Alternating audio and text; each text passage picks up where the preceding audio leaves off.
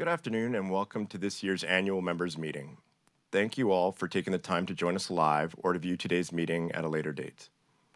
This year's AMM is worth 6 continuing education credits, so please watch through to the end and complete the questions to receive your certificate of attendance. I will be providing a council update and you'll get to hear from our CEO, Wendy Dugas, on the operational side of our college, as well as a finance update. From there, our registrar, Tim Ford, will update us on all regulatory and core business activities before we move into the Q&A portion of the AMM.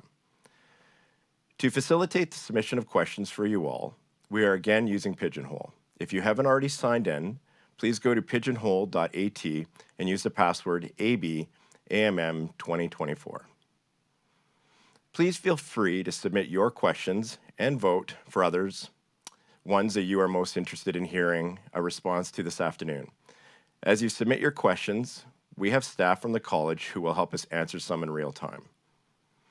The highest voted ones will be presented to the panel first, and any that we don't get in today will be answered in the pulse in the coming weeks.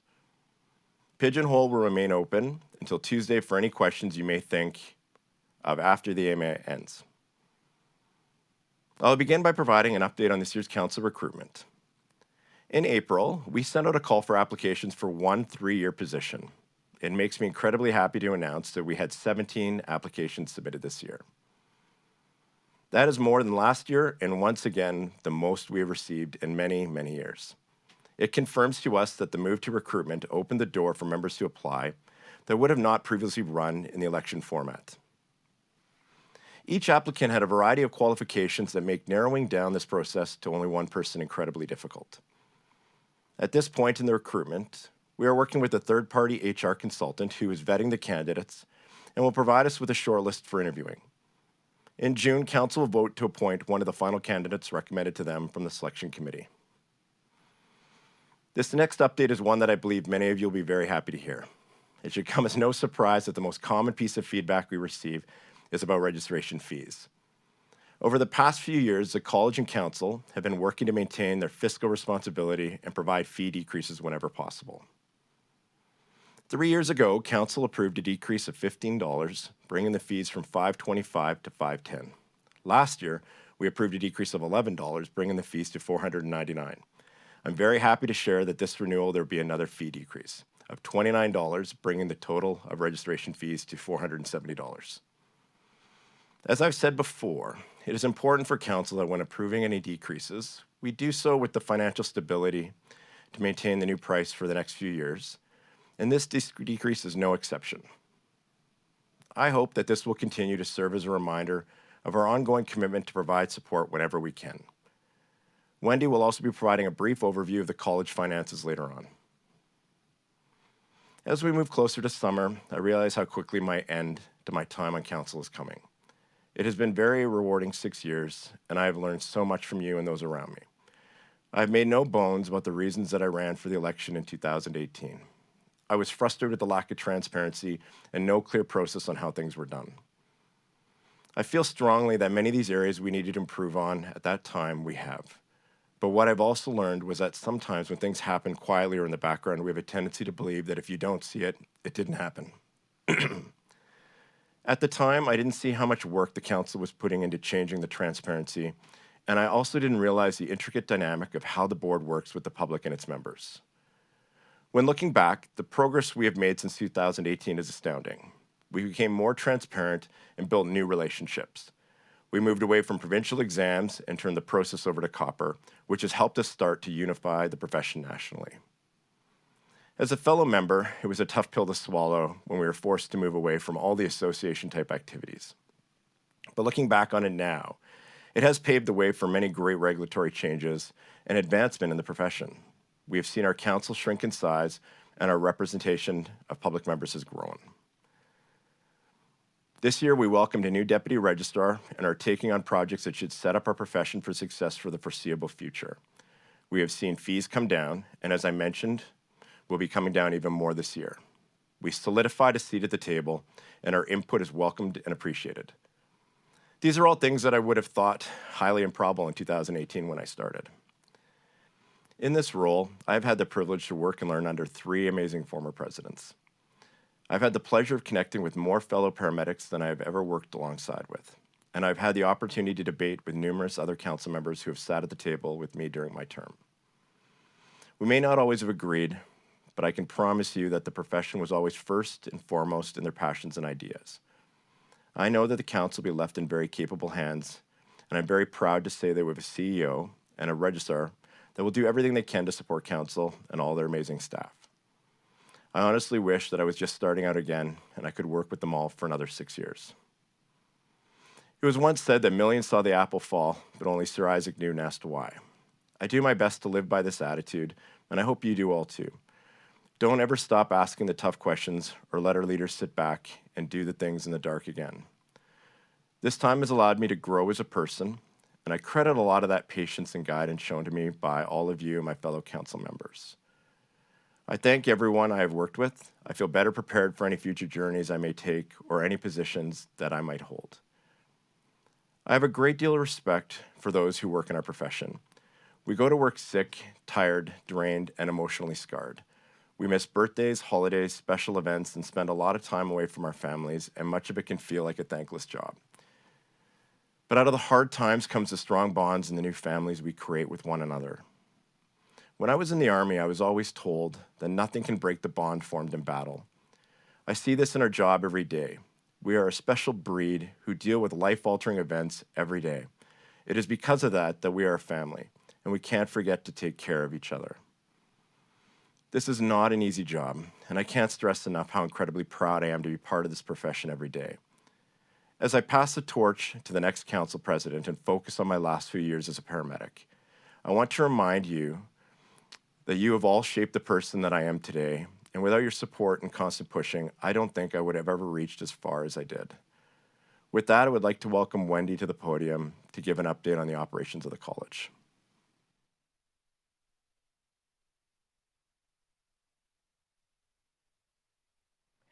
Thank you, Travis.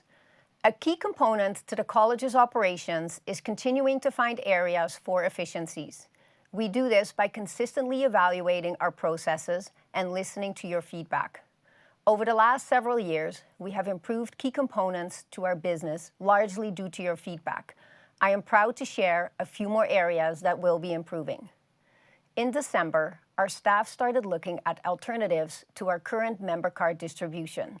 We have heard the requests from members for hard plastic membership cards, and after a lot of work with print companies to find the most cost-effective options, I am pleased to share that this renewal, plastic member cards will be offered to those who request them. This will be done at no additional cost to members. However, the plastic cards will only be offered once per year at renewal to keep it as cost-effective as possible. The other two distributions throughout the year will be the current tear-resistant card. These print runs are typically much lower quantities for only newly registered members or those who have lost or misplaced their cards. We also recognize that there may be some members who wish to opt for the tear-resistant design instead of a hard plastic card, and that option will remain available at renewal for those who request it. So when you are completing your renewal form, you will see 3 options to choose from. 1, a plastic member card, 2, a tear-resistant member card, or 3, no member card. Speaking of renewal, it is approaching soon, and college staff are working hard to prepare. Each year, the process is more refined and minor issues are addressed. It is our goal to ease as much pressure from the members as possible. As always, we are here to help you with any issues. Members can email or call the office or talk directly with staff through the live chat button on the website during office hours through August and September. You will be able to open the chat box with a button at the top of the renewal application. Keep an eye out for it, and one of our staff members will be able to give you some guidance if you need it.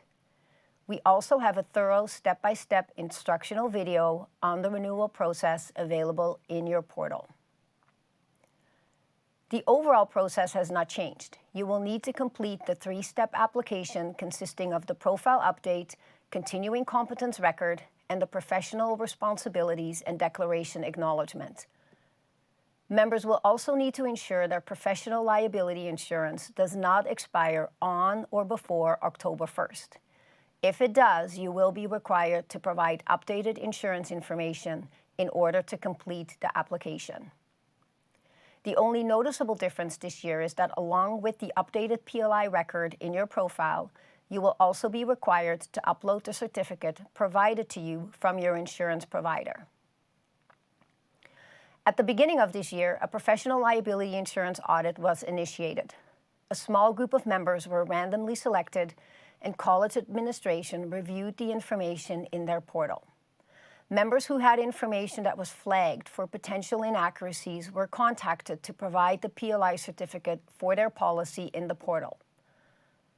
While the number of members in this situation was relatively small, the impact that legal action could have on an uninsured practitioner would be devastating. Moving forward, the college is going to implement the requirement to upload your PLI certificate directly into the member portal when updating your PLI information. This process will begin during this renewal period for those who must update the policy information in the portal. After that, anytime a member updates their information, a certificate will need to be uploaded in order to save the new policy. This should eliminate any inaccuracies with policies and ensure that everyone remains protected from litigation and streamline future audits. In April, Ria Bell stepped into the new role as Deputy Registrar at the college. We are thrilled to have her working with us. Ria brings with her a wealth of knowledge about the EMS system, having worked in many different settings. And while working as a supervisor and subsequently as a manager at AHS EMS, she completed her business degree and MBA. Ria will be working alongside Tim and our registration department. I hope you all get the opportunity to meet her if you haven't already. As Travis announced earlier, the college is extremely proud to be able to decrease fees this year by $29, bringing the total to $470. This is the result of college administration's commitment to being fiscally responsible and is a great accomplishment, especially in a time where almost everything is seeing a huge increase due to inflation. It is always our goal to work towards as close to a break-even budget as possible. However, over the last few years, the college has been in a strong financial position and able to record surpluses. This has led to an evaluation of how to best allocate the excess funds. Along with the approved decrease, Council approved the establishment of a fee freeze fund. What this means is that any surplus over and above a set amount determined by Council will go into this fund. And as long as there is a balance in it, we are committed to either keeping registration fees the same or lowering them whenever possible in the future, with the goal to have this last over the next few years to come. For the time being, we are happy to announce the fee decrease with the potential to see more in the future and at the very least no increases. Each year, we will continue to evaluate our financial position and provide updates on what to expect. I'm excited to see the progress and improvements that have been made over the last few years, and even more excited to see where we will be in the next few. As always, we appreciate your feedback and will continue to look at ways to improve our processes. With that, I would like to thank everyone for tuning in and welcome Tim to present an update on the regulatory side of the college.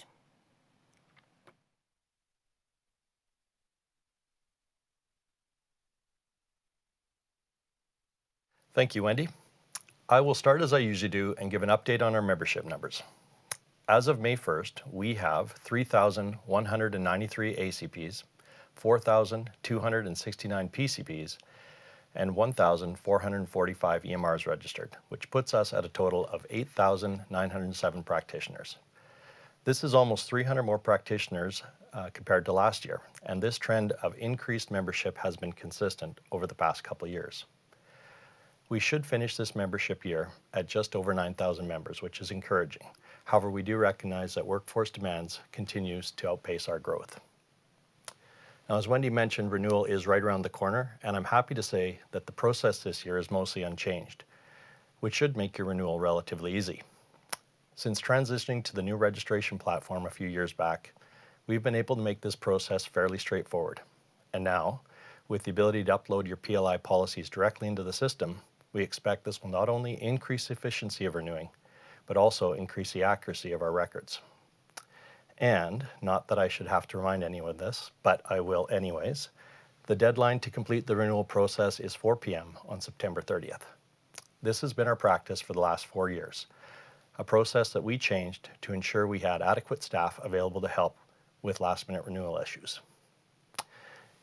And if I could highlight one area for everyone to focus on, it would be to ensure that your continuing competence requirements are completed as early as possible. Most renewal issues are related to members trying to get CE credits at the last minute, and often this results in delayed renewals and late fees. This can be avoided if the CC requirements are completed well ahead of time. As of right now, we all have just over 2 months to complete our requirements before renewal opens. The college has a list of over 1,000 different CE opportunities, and if you read the Pulse newsletter, you will know that we regularly share course options that are grouped together on specific topics. Keep an eye out for more articles like this in the Pulse as we approach August 1st. We are now in our 5th year using the current Continuing Competence program format, and after 5 years, it was time to review it. We gathered feedback from the Continuing Competence Committee, took into account the feedback provided to us by members and our staff, and presented this to Council for discussion. Overall, the feeling was that the program seemed to be working well, and so Council determined that no major changes will be made at this time. We appreciate that the program isn't perfect, and we will continue to work at making it better, but at the end of the day, we felt the overall structure of the program allowed us to meet this requirement at the HPA in a manner that didn't have a significant impact on the members. And speaking of the Continuing Competence Committee, I'd like to take a moment to recognize the important role that they play in the overall workings of the CC program. These members serve on the committee for a term of up to 6 years and are dedicated to ensuring that the voices of all members are represented in the decisions that are made. In February, we put a call out for applications to this committee and got a tremendous response. With over 40 applications for 4 spots, we couldn't accept everyone, so I would like to take a second to say thanks to all of you who took the time to apply. We will continue to send out calls for interest whenever we have vacancies on our various committees, so please keep your eyes open for these opportunities. Over the past couple of years, we've noticed an increased interest in all of our committee and council vacancies, and so on a personal note, I'm super excited to see so many of you getting involved. Regarding the Continuing Competence program itself, by now you should all be aware that there is a requirement for the college to perform an audit to ensure the validity and accuracy of the records.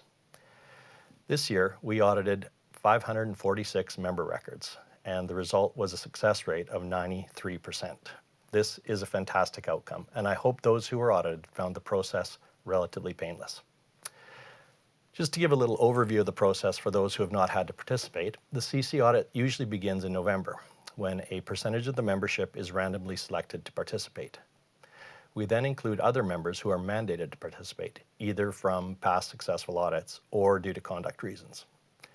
Those selected are contacted via email, our official form of communication, and they are provided with clear directions and a deadline to upload and submit all documentation. Once this has been received, our staff can review the information, and if there are any records that are concerning, inaccurate, or incomplete, they will forward these records to the committee for a more in-depth review. Overall, the process is becoming more and more efficient, and I hope that those required to participate found the process straightforward. We have a goal of auditing 10% of the membership each year, so we will continue to look at ways to make this process easier for everyone involved. Now, while I was pleased to see a 93% success rate, I think it's important to discuss the 7% as well. For those who participated in the audit and were deemed unsuccessful, additional credit requirements were added to next year's CC cycle. For example, if a member could not provide verification of a particular course they claimed, which was worth 10 credits, that member would now be required to complete 70 credits for next year instead of the standard 60. And they will have to participate in next year's audit to ensure the full 70 credits were completed. Lastly, there were still a few members who refused to participate or were found to have intentionally misrepresented their records, and unfortunately, these needed to be referred to our conduct department for further investigation. Obviously, this is not an outcome anyone wants to see, but I would expect that those members who did take the time to complete their CC requirements would expect us to hold all members to the same standard. Thankfully, there weren't many members who had to go through this process, and hopefully there are even fewer in the coming years.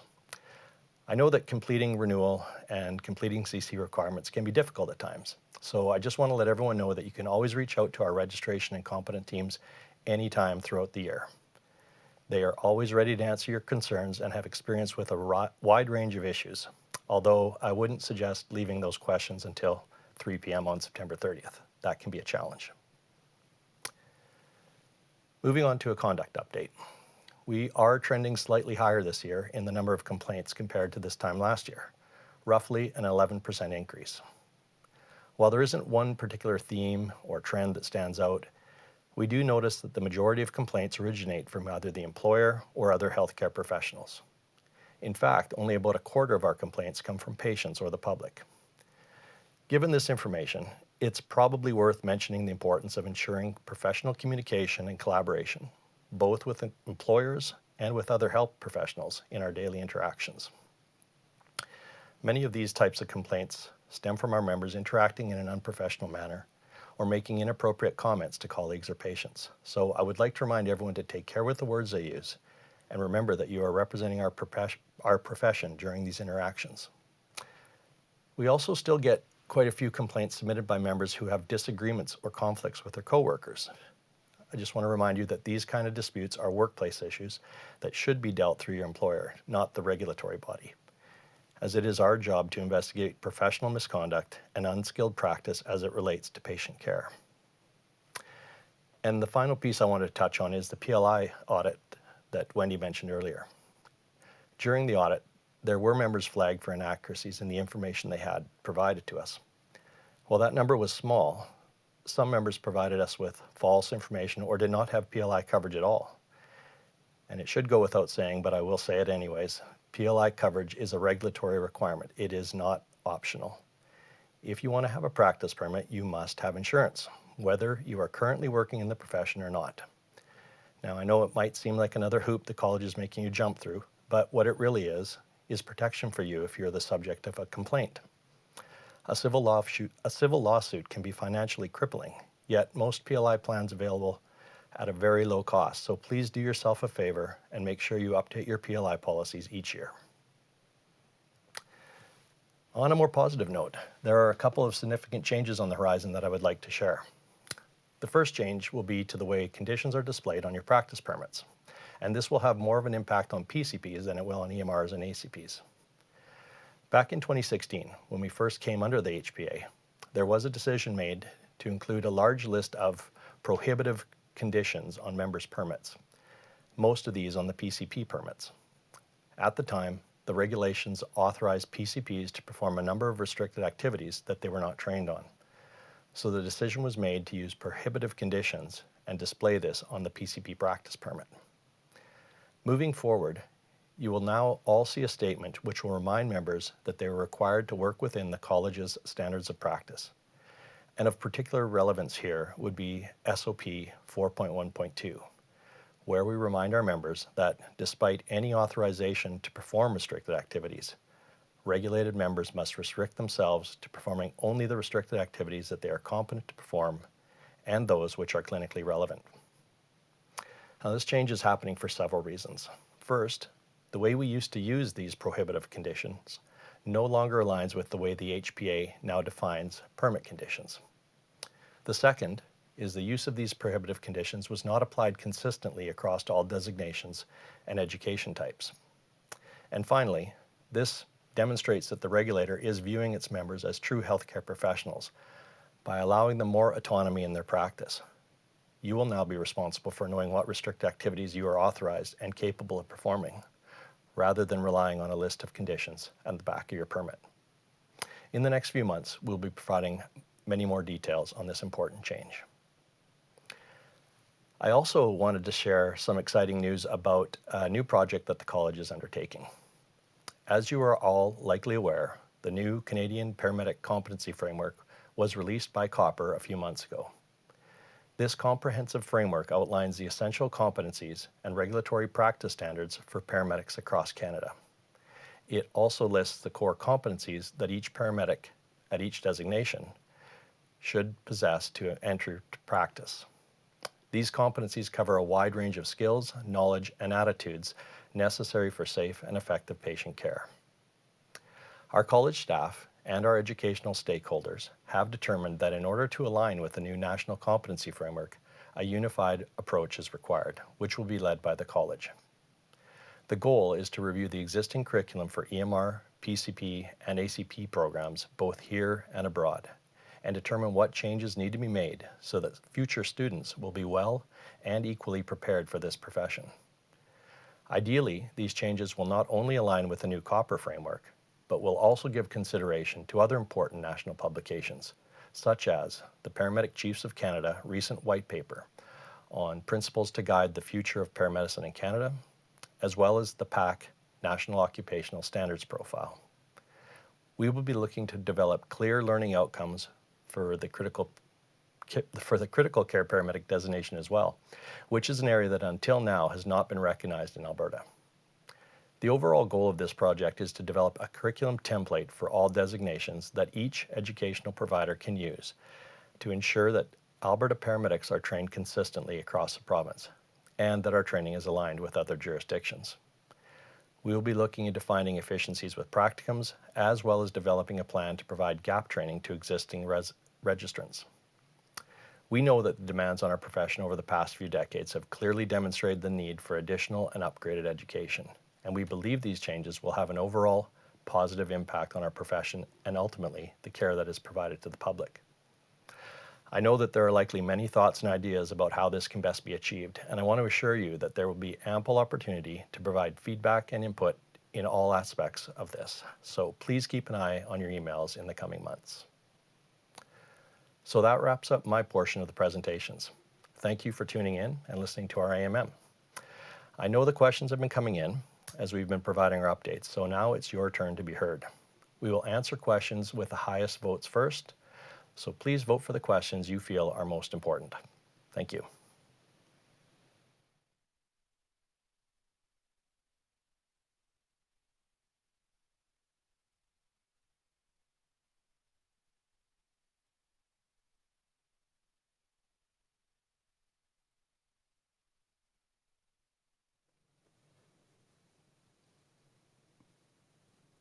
All right.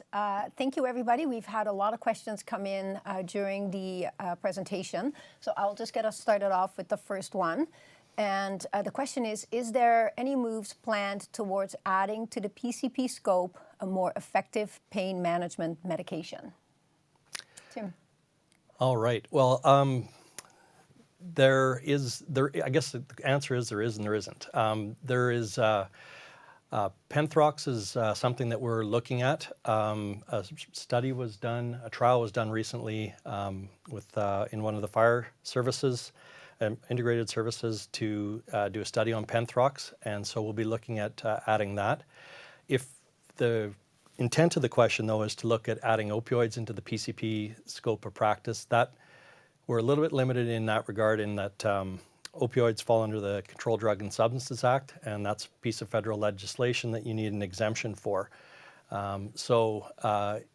Immediate future, no, at least not for opioids. Thank you. The next one, also Tim, is the college looking at any increases of scope of practice for ACP or PCPs in the next few years? Yeah, I kind of touched on that in my presentation a bit, but we are looking at the new competency profile that COPR's put out, as well as the Paramedic Chiefs of Canada white paper and the new National Occupational Standards Profile when that's released. And we are going to be realigning curriculum to ensure that we're in alignment with those pieces of those documents. So they're without saying what exactly will be done, we have to undertake the process, bring in the experts to look at these competency profiles, look at our existing education, see where the gaps are, and then address that. So the answer is yes. Mm-hmm. So that kind of probably ties into the next question that we have from Becky. What are education program changes anticipated to meet practice needs, such as a degree pathway? The project that we're undertaking with our curriculum redesign will certainly take into account credentialing. So, as I mentioned, we just launched that, got approval to launch that project in April and started April 29th. So we're in early days, but the credentialing will be addressed as part of that program.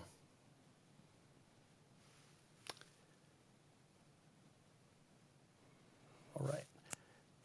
Do you want me to take it? Okay. What's the process to recognize other specialty paramedic designations like flight paramedic, tactical paramedic, or wilderness paramedic? The IBSC has completed much of this work and could be adopted. Either Travis or Tim, probably Probably you. Yeah. So we have the provision in our regs to recognize specializations. We haven't gone down that road yet. There's been a number of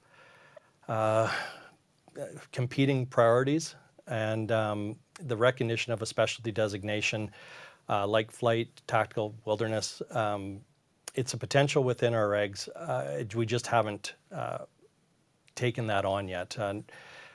We didn't get into a lot in our speeches or presentations, but there's been a lot of regulatory, legislative changes over the last few years that we've had to adapt to be nimble to.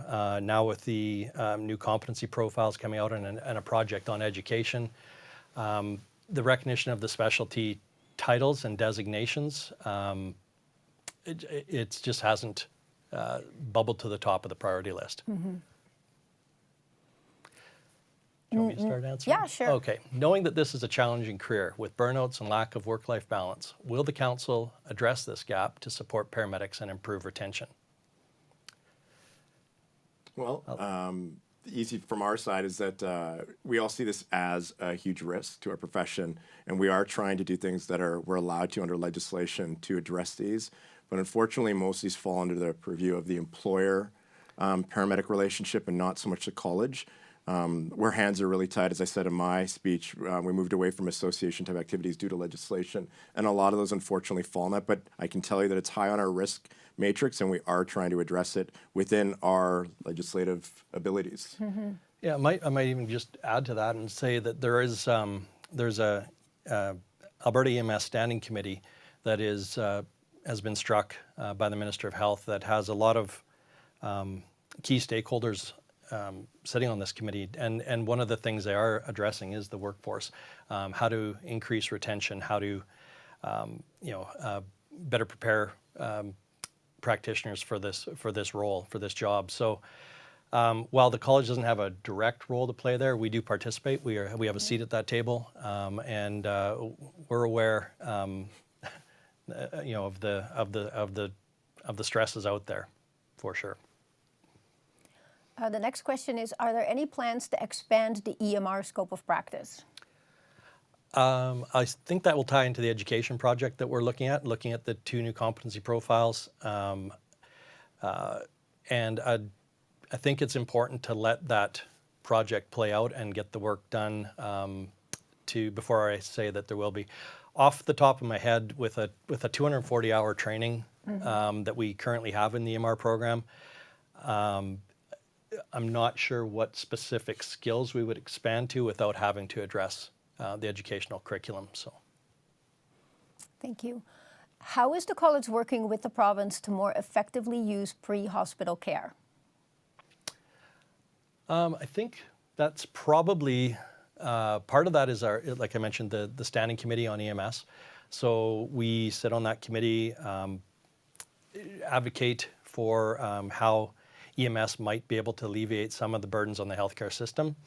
I guess the only other way to answer that is we do have regular meetings with a number of different government agencies, whether it's workforce planning or the EHS branch, which has been a great advocate over the last few years, to ensure that we all are aware of how our profession can help ease some of the pressures on the healthcare system. So I think just in keeping up our relationships with our government stakeholders is probably the best way we can accomplish that.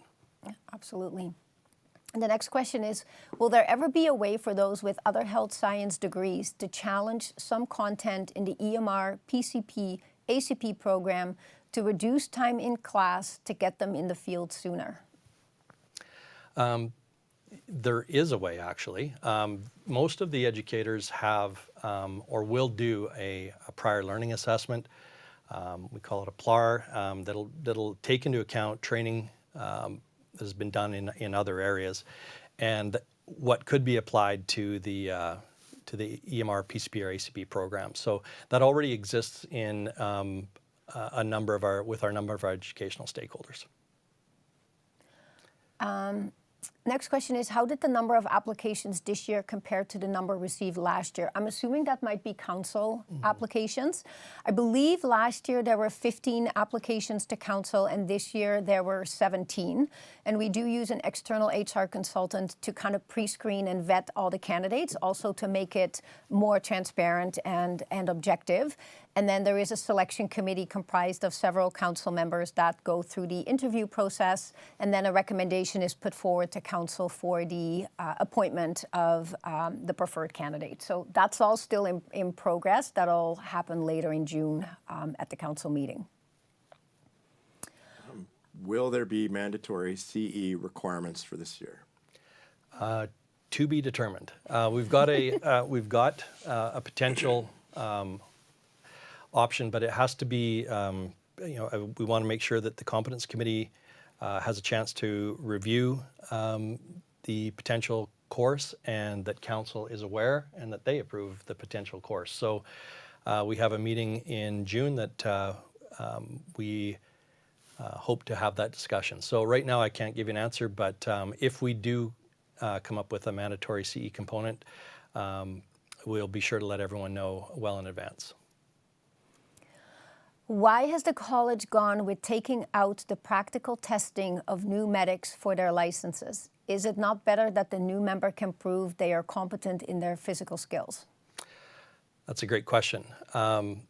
So really what we did, and we made this move early on during the COVID times, yeah. There was just no means to accomplish that. And there was also, at the time, the provinces on either side of us were using the copper exam, and a number of our practitioners, new grads, were just going across the border and taking the copper exam and then coming back through labor mobility. So with the pressures on the practical component, I appreciate that, Travis did it, I did it. There was a lot of stress involved with the practical components and the scenario testing.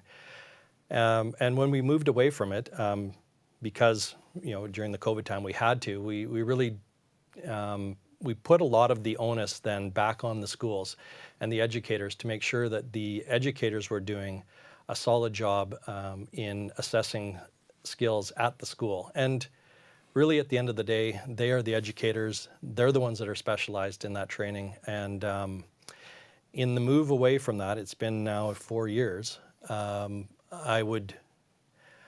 I can say that we haven't seen any kind of indicators to state that a practitioner is more competent if they go through rigorous scenario testing with the regulator versus rigorous scenario testing with the educator. So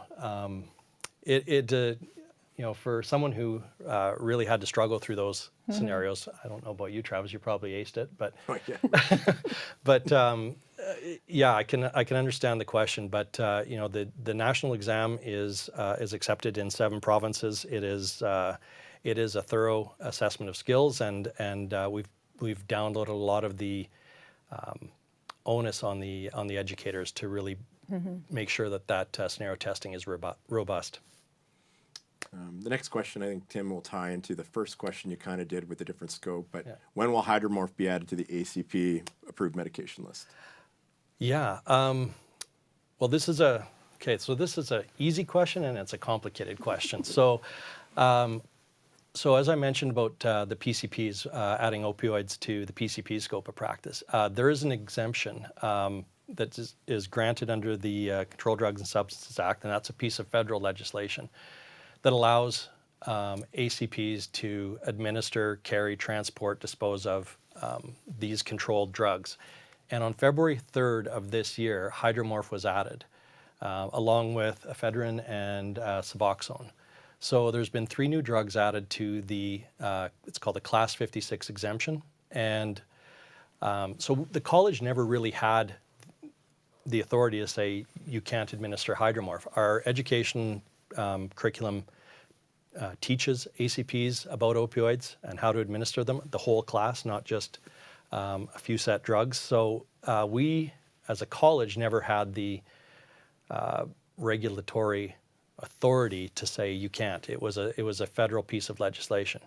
Now that that's changed, employers can give consideration to whether they want to include hydromorphine in their protocols, because our practitioners now have the exemption to carry, transport, administer, dispose of that medication. Next question is, what is the timeline the college is looking at for changes to the educational curriculum?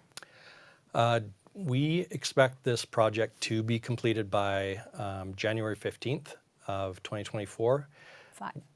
25, right, thanks.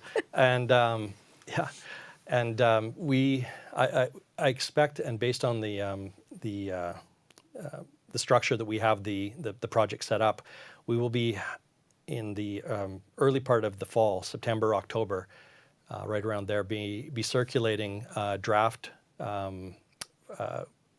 curriculum template, for the lack of a better word, for review. We'll have opportunities for members to have feedback into this, as well as our other key stakeholders.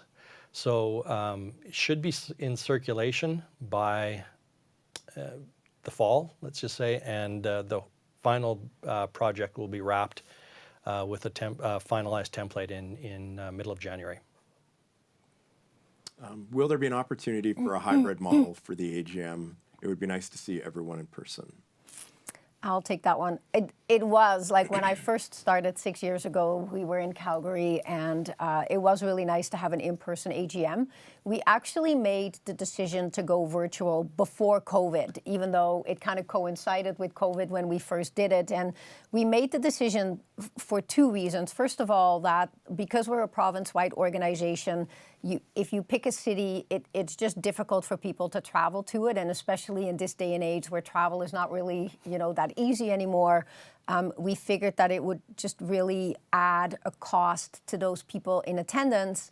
The other part of it is that for us as an organization, it actually is so much more efficient to do it this particular way. Like we're in a studio here in a basement, and versus actually putting on an in-person meeting, I think it saves us like about 90% of the cost. So when you're looking at, what's the college doing to run more efficiently? What are we doing to, bring that back to members? Like this is one of the things that has allowed us to actually lower fees, because we are more efficient in, planning some of these meetings. So I do really appreciate that it's wonderful to see everybody in person, but because our scope is the entire province, I foresee us keeping this format for a while to come still. I think the next one's for you too. Has the college ever considered allowing members to pay their fees in quarterly payments? Yes, we have actually talked about it, and I believe we posed the question in one of the member surveys that we did, I believe 2 years ago, and we didn't really get a lot of uptake on that question. The other thing that you have to realize when we would do this, in order for us to issue your license, it has to be paid in full. So that actually means that you would have to start your quarterly payments prior to your renewal in order to have paid the entire amount at the time that we reissue your permit. So it's definitely something that we would consider looking at if there was a large part of membership that would be interested. But when we asked the question during one of the surveys, we got so little uptake on it that it just didn't really bubble up to the top. But again, if it is something that the membership really wants, we would certainly be happy to look at it. Is the college looking at expanding the EMR scope to be like BC EMRs and allowing to give certain drugs via IM and nebulizers? I will say that the education project that we're looking at, that we're taking right now, and looking at the new competency profiles, If I want that project to be done before we look at, and maybe that project will lead us to saying, okay, the new national competency profiles is suggesting that EMRs can give nebulized medication, and if that's the case, then we will give that consideration here. There would be some regulatory changes under the health professions restricted activity regulation that would have to occur. So if, but again, if the outcome of the project determines that the public is better served by EMRs giving these medications, and that we can advance curriculum or extend curriculum to include that education, and we get the regs changed, then it's a potential. Mm-hmm. I heard the average retention for this profession is now only 3 years due to burnout. Is this true? I personally don't think the numbers have indicated that, have they? Well, I wouldn't say 3 years. Yeah. But so to give it a number of 3 years, I think that might be a little tough to say. But I think it's important to acknowledge, though, that the average age of the member leaving the profession right now is lower than it's ever been, and this is 100% concerning. It's something we've discussed at the council level. It'll be certainly discussed in the curriculum redesign project, and but to say it's 3 years, I think that's probably a bit tough. But yeah, members are leaving the profession at a younger age for sure. We see it in the data we collect, and I think there are some things we can do with education specifically. We have little control or influence over employer policies and that type of thing. But when we talk about increasing the preparedness of a student, recent grad going out into the field, making sure they have more mental health resiliency training and understand better maybe perhaps the role that, or more about the job, I think that can help turn the tide and lead to longer retention. Yeah, it's been high on our risk matrix for a while, is the retention and burnout of our staff. And we hear you that this is a high concern for everyone. So I know that it's been discussed at many levels, and the college is actively involved in trying to potentially extend careers in EMS. Yeah, and even the ability to participate on that standing committee, Right. With all the other valued stakeholders on that committee, we're all talking about this. This is probably the largest kind of risk we're facing as a profession, and it's not lost on us that everyone has to do more within their realm to try and address this. From our end of it, what I see as our role is better preparing new grads for the profession, and I think that it then goes on to employers and the workplace to enhance careers from that aspect. That's again outside of our realm. Yeah. Next question is, when will we know more about CCP and training?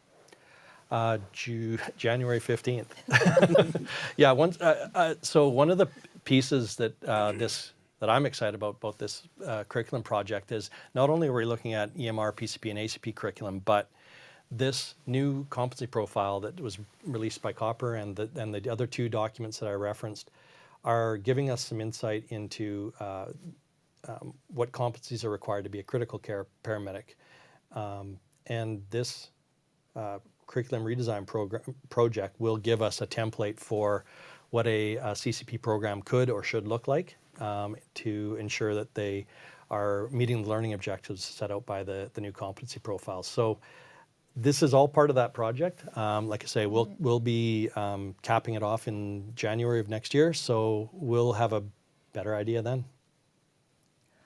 Besides working on an ambulance, what other options are available for PCPs? Is there any new positions most do not know exist, like research or vaccination positions? Just curious. There's still a lot of opportunities for PCPs or ACPs not to work on ambulances. Within specific employers, I don't know of any employer in the province that doesn't have a QPS division, a learning and development division, fleet, business support, There is opportunities to work reintegration when you don't have a spot on an ambulance or you don't want to work on an ambulance. The private sector, probably in safety, health and safety, at the airports, places like that, there's lots of opportunity. We're not working on ambulances where you could work in that environment. Yeah, I think there's probably more now than there has been in a long time. It's just, it's not our, we have to keep referencing back what our jurisdiction is, and employment opportunities isn't really something that the college is but there are lots more opportunities now for PCPs than there ever were, I would say before. so too, yeah. Excellent. I think this is very similar to a previous question, but I'll read it anyway. Is the college going to look at expanding the EMR scope as BC has done with regards to medications being administered in the field? We are looking at it because that is part of the curriculum project, as I mentioned. But again, administering medications at the EMR level requires a regulatory change along with an educational change. So looking at it for sure, I just would suggest not holding your breath until we get some of the get this project done. The college's reputation seems to have neutralized and is seen in more of a positive light. What would you attribute this change to? For me, I'd attribute it to a lot of hard work by a lot of people who want to see our profession advance. We've all recognized that everybody's had a beef against the college as a member, whether it's fees or transparency. I mean, I talked about that in my speech. But I think having Tim and Wendy in these positions in a council over my 6 years anyways, with the 3 past presidents and the public members who all have a vested interest in seeing our profession move forward.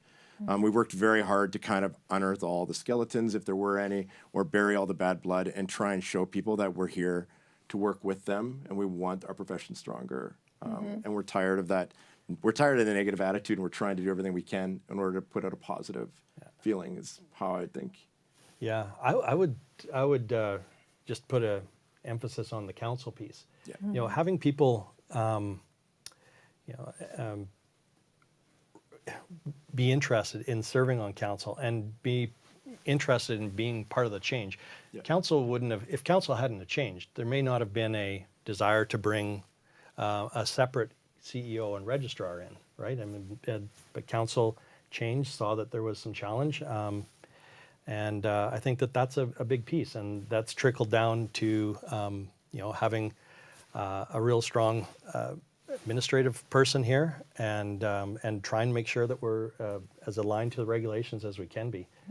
So I think it's a real good group effort over the last.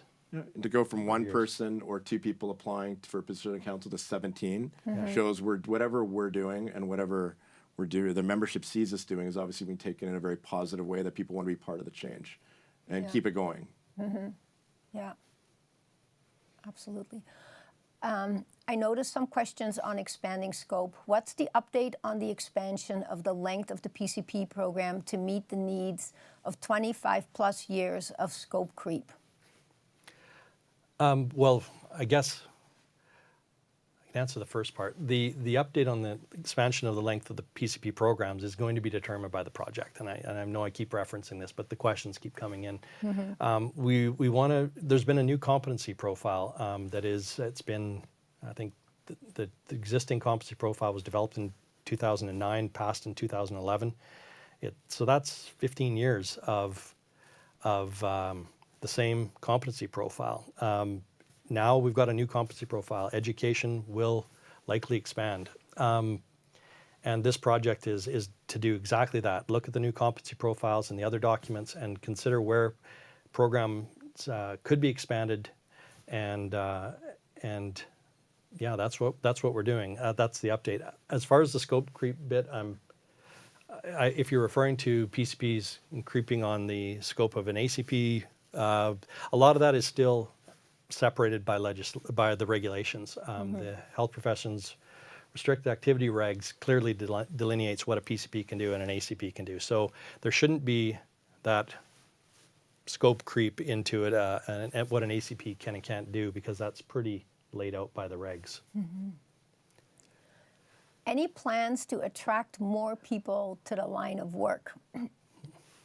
That's a bit of a tough question because I think, as we talked about, we're really kind of boxed into the legislative part where we're here for the public protection. When it comes to attracting more paramedics, I think it is something that probably schools would need to look at, or even certain employers. I don't know, Tim or Travis, if you have any ideas about it. If we can fix some of the problems that people are talking about, retention and burnout, and make it so paramedics actively promote our own profession, instead of seeing instructors who will say right out of the chute, you know, this is the worst job you could ever get into. To see people actually, if we can fix those issues where people are happy and the culture's changed slightly, I think people are going to see that and people will be drawn to the profession. Or that's my hope anyways. Yeah. You know, just like they're drawn to our other protective service partners and healthcare partners. But I think if we can fix those other issues that are upsetting the membership right now and the regulated members, there'd be no reason, hopefully, that we couldn't draw more people into our profession. Yeah, and I wonder what, you know, I wonder how much impact the increased focus. So, you know, it's been very well received that the ministers of health and advanced education have been addressing this in the media recently and trying to do what they can. I was wondering how much of an impact that's had, because we have seen an increase in our overall membership numbers the past couple of years, and maybe the focus that the government is actually putting is driving that to some degree. And as a profession, I think we've always stated we do a horrible job of self-promotion. We don't promote ourselves. So people don't know how great of a job we actually do because we don't tell everybody and we don't seek pats on the back. Maybe that needs to change a bit, and we need to kind of let the public know exactly how hard our members work and what they do so that we can draw more people in. We're very quiet about seeking any form of hand clapping kind of deal. Absolutely. Well, talking about that, the next question is there a program that exists that recognizes years of service to the paramedic profession that is overseen by the college? So this is a tough one because, again, this would be looked at as an association type activity. And that is just something that we're not allowed to participate in or organize. We used to have some awards, but unfortunately we had to divest from all those activities. So I would really look towards either an association that you're a part of or your employer for some of that recognition. I don't know, Tim, if you have other suggestions, but. No, it is, you know, if those who remember us talking about Bill 46 and how it really drew a line in the sand between what a regulator is allowed to do, health regulator in Alberta is allowed to do versus an association. At that point, when that bill came out, we did make a number of changes that ensure we aligned to the new piece of regulation. Credentials versus degree education plan. Can you clarify credentials? Sure. Right now, you get a certificate for completing a EMR program or a PCP program, and you get a diploma for completing a ACP program. Diploma is a certificate. You can get potentially a baccalaureate degree. It'd be another certification that we'd be looking at.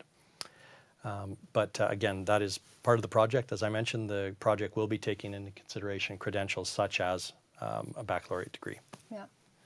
Okay, and we have time for one more question before we wrap up. Again, I think we've touched on this, but as someone going back for my ACP this year, will there be any changes to the curriculum in 2025, or will gap training be required for those going through programs between graduation and regulatory exam? No, not in 2025. We would, if there's any changes to the ACP curriculum, and as a result of this project, as I mentioned, we'll have wrapped this up by January. We'll be sitting down then with our educators, who are already part of this. Will already have been part of this project, but we'll be sitting down with them at that point and say, okay, what's your implementation plan? I don't think, considering what it takes for an educational institution to change their curriculum It's not just a swipe of the hand. They have to get approved through their board, has to get approved through advanced education. So by 2025, I think you're safe. I think we'll probably see some real impacts with these programs beyond 2025. For sure. All right. Well, that is all the time that we have for today. Thank you, everybody, so much for tuning in. We hope that you appreciated the updates and the questions that we were able to answer. If there are any questions left that we didn't get around to or that somebody wasn't able to answer, we will answer them in the next edition of The Pulse, which will come out, I think, the end of this month. So keep your eyes open for that, and hope to see you again next year. Thank you so much. Thank you. Thanks.